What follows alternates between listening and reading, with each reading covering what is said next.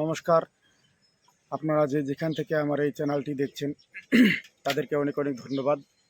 আজকে একটি সাপের বিষ নাশ করার জন্য একটি ওষুধের গাছ আমি আপনাদের মাঝে দেব। এই সাপের বিষের গাছটি কাউকে যদি সাপ কাটে তাহলে এই গাছটি যদি আপনারা খাওয়াতে পারেন তাহলে 10 থেকে 15 মিনিটের মধ্যে ওই সাপের বিষ, যে কোনো সাপের বিষ নষ্ট হয়ে যাবে। ঠিক আছে, এই তো আপনারা হয়তো জানেন না, আমরা এটা ঝুনঝুনি গাছ বলে জানি, কেউ বলে বড় চেকেন্দা, কেউ বলে ঝুনঝুনি। ঠিক আছে, যদি আপনারা পাতাগুলো দেখে যদি চিনে নিতে পারেন তাহলে ঠিক আছে। আমি গাছটিকে নষ্ট না করে তার একটা ছবি তুলে নিয়ে এসেছি, সেই গাছটা আপনারা অবশ্যই দেখে নিন। এই ভিডিওর মধ্যেই এই গাছটি আমি ছবিটা দিয়ে দিলাম, আপনারা অবশ্যই দেখে নেবেন।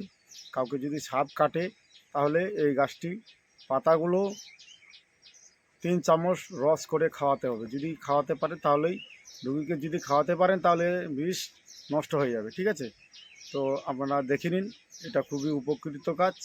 সবসময় এটা পাওয়া যায় না। আমি এক জায়গায় গেছিলাম কাজের জন্য, সেই জায়গায় আমি দেখেছি।